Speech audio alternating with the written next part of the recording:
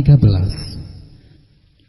Tuhan berfirman kepada Musa dan Harun, apabila pada kulit badan seseorang ada bengkak atau bintil-bintil atau panau yang mungkin menjadi penyakit kusta pada kulitnya, ia harus dibawa kepada Imam Harun atau kepada salah seorang dari antara anak-anaknya, imam-imam itu.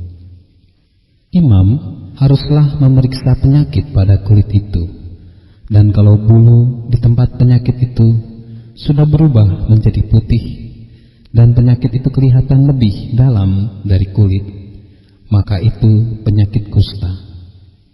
Kalau imam melihat hal itu, haruslah ia menyatakan orang itu najis.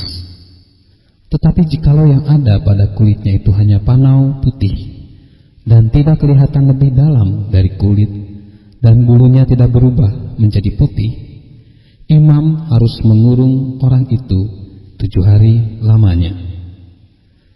Pada hari yang ke-7, haruslah imam memeriksa dia. Bila menurut penglihatannya penyakit itu masih tetap dan tidak meluas pada kulit, imam harus mengurung dia 7 hari lagi untuk kedua kalinya. Kemudian pada hari yang ke-7, haruslah imam memeriksa dia untuk kedua kalinya. Bila penyakit itu menjadi pudar dan tidak meluas pada kulit, imam harus menyatakan dia tahir. Itu hanya bintil-bintil. Orang itu harus mencuci pakaiannya dan ia menjadi tahir. Tetapi jikalau bintil-bintil itu memang meluas pada kulit, sesudah ia minta diperiksa oleh imam untuk dinyatakan tahir, haruslah ia minta diperiksa untuk kedua kalinya. Kalau menurut pemeriksaan imam, bintil-bintil itu meluas pada kulit, imam harus menyatakan dia najis, itu penyakit kusta. Apabila seseorang kena kusta, ia harus dibawa kepada imam. Kalau menurut pemeriksaan imam, pada kulitnya ada bengkak yang putih, yang mengubah bulunya menjadi putih, dan ada daging liar timbul pada bengkak itu, maka kusta idapanlah yang ada pada kulitnya. Imam harus menyatakan dia najis dengan tidak usah mengurung dia, karena orang itu memang sudah najis. Jikalau kusta itu timbul di mana-mana pada kulit, sehingga menutupi seluruh kulit orang itu dari kepala sampai kakinya, seberapa dapat dilihat oleh imam. Dan kalau menurut pemeriksaannya, kusta itu menutupi seluruh tubuh orang itu, maka ia harus dinyatakan tahir oleh imam. Ia seluruhnya telah berubah menjadi putih, jadi ia tahir. Tetapi pada waktu ada tampak daging liar padanya, najislah ia. Kalau daging liar itu dilihat oleh imam, ia harus menyatakan orang itu najis, karena daging liar itu najis, dan itu penyakit kusta. Atau apabila daging liar itu susut dan berubah menjadi putih, haruslah orang itu datang kepada imam. Kalau menurut pemeriksaan penyakit itu telah berubah menjadi putih, haruslah imam menyatakan orang itu tahir. Memang ia tahir. Apabila pada kulit seseorang ada barah yang telah sembuh, tetapi di tempat barah itu timbul bengkak yang putih atau panau yang putih kemerah-merahan, haruslah orang itu minta diperiksa oleh imam. Kalau menurut pemeriksaannya panau itu kelihatan lebih dalam daripada kulit dan bulunya telah berubah menjadi putih, maka imam harus menyatakan orang itu najis, karena penyakit kustalah yang timbul di dalam barah itu. Tetapi jikalau panau itu diperiksa oleh imam dan ternyata tidak ada bulu yang putih padanya dan tidak lebih dalam daripada kulit, malahan pudar, imam harus mengurung orang itu 7 hari lamanya. Dan jikalau panau itu memang meluas pada kulit, imam harus menyatakan dia najis, itu penyakit kusta. Tetapi jikalau panau itu masih tetap dan tidak meluas, maka itu bekas barah, dan imam harus menyatakan orang itu tahir.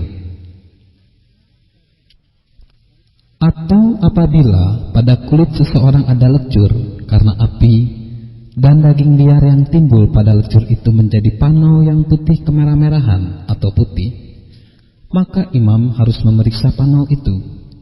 Bila ternyata bulu pada panau itu berubah menjadi putih dan panau itu kelihatan lebih dalam dari kulit, maka yang timbul di dalam lecur itu adalah penyakit kusta, dan imam harus menyatakan orang itu najis. Itu penyakit kusta.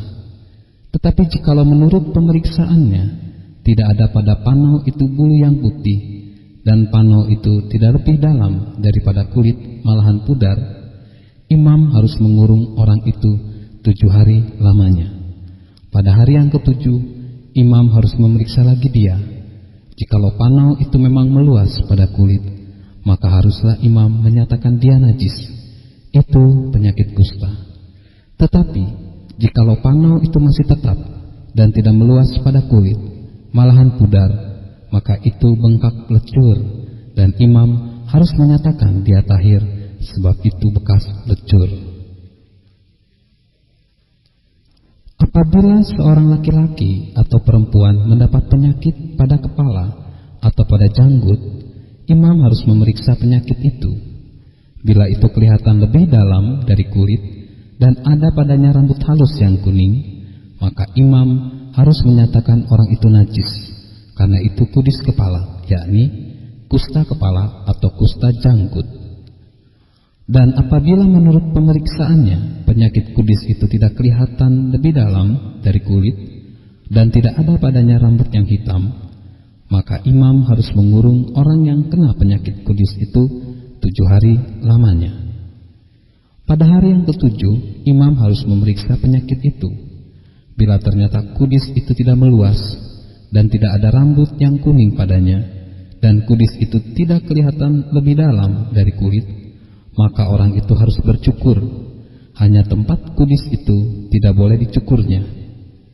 Lalu imam harus mengurung orang yang kena kudis itu untuk kedua kalinya 7 hari lagi. Kemudian pada hari yang ke-7, imam harus memeriksa lagi kudis itu. Bila ternyata kudis itu tidak meluas pada kulit dan tidak kelihatan lebih dalam dari kulit, maka imam harus menyatakan orang itu tahir, dan ia harus mencuci pakaiannya, dan ia menjadi tahir. Tetapi jikalau kudis itu memang meluas pada kulit, sesudah ia dinyatakan tahir, dan menurut pemeriksaan imam, kudis itu meluas pada kulit, maka imam tidak usah lagi mencari rambut yang kuning. Memang orang itu najis. Tetapi jikalau menurut penglihatan imam kudis itu masih tetap dan ada rambut hitam tumbuh pada kudis itu, maka kudis itu sudah sembuh dan orang itu tahir, dan imam harus menyatakan dia tahir. Apabila pada kulit seorang laki-laki atau perempuan ada panau-panau, yaitu panau-panau yang putih, imam harus melakukan pemeriksaan. Bila ternyata pada kulitnya ada panau-panau pudar dan putih, maka hanya kuraplah yang timbul pada kulitnya, dan orang itu tahir. Apabila rambut kepala seorang laki-laki meluruh dan ia hanya menjadi botak, ia tahir. Jikalau rambutnya meluruh pada sebelah mukanya dan ia menjadi botak sebelah depan, ia tahir. Tetapi apabila pada kepala yang botak itu, sebelah atas atau sebelah depan, ada penyakit yang putih kemerah-merahan, maka penyakit kustalah yang timbul pada bagian kepala yang botak itu. Lalu imam harus memeriksa dia. Bila ternyata bahwa bengkak pada bagian kepala yang botak itu putih kemerah-merahan dan kelihatannya seperti kusta pada kulit, maka orang itu sakit kusta dan ia najis, dan imam harus menyatakan dia najis karena penyakit yang di kepalanya itu. Orang yang sakit kusta harus berpakaian yang cabik-cabik, rambutnya terurai, dan lagi ia harus menutupi mukanya sambil berseru, najis, najis. Selama ia kena penyakit itu, ia tetap najis. Memang ia najis, ia harus tinggal terasing, di luar perkemahan itulah tempat kediamannya. Apabila pada pakaian ada tanda kusta, pada pakaian bulu domba atau pakaian lenan, entah pada benang, lungsing atau benang pakannya, entah pada kulit atau sesuatu barang kulit, kalau tanda pada barang-barang itu kelihatan kemerah-merahan warnanya, maka itu kusta. Hal itu harus diperiksakan kepada imam. Kalau tanda itu telah diperiksakan oleh imam, ia harus mengasingkan yang mempunyai tanda itu 7 hari lamanya. Pada hari yang ke-7 ia harus memeriksa tanda itu lagi. Apabila tanda itu meluas pada pakaian atau benang-benang lungsing atau benang pakan atau pada kulit, entah untuk barang apapun kulit itu dipakai, maka itu adalah kusta yang jahat sekali dan barang itu najis. Ia harus membakar barang-barang yang mempunyai tanda itu, karena itu kusta yang jahat sekali. Barang-barang itu harus dibakar habis. Tetapi jikalau menurut pemeriksaan imam tanda itu tidak meluas pada barang-barang itu, maka imam harus memerintahkan orang mencuci barang yang mempunyai tanda itu, lalu ia harus mengasingkannya 7 hari lagi untuk kedua kalinya. Kemudian sesudah barang itu dicuci, imam harus memeriksa tanda itu lagi. Bila ternyata rupa tanda itu tidak berubah, biarpun itu tidak meluas, maka barang itu najis, dan engkau harus membakarnya habis, karena tanda itu semakin mendalam pada sebelah belakang atau sebelah muka. Dan jikalau menurut pemeriksaan imam tanda itu menjadi pudar sesudah dicuci, maka ia harus mengoyakkan dari barang-barang itu. Tetapi jikalau tanda itu nampak pula pada barang-barang itu, maka itu kusta yang sedang timbul. Barang yang mempunyai tanda itu haruslah kau bakar habis.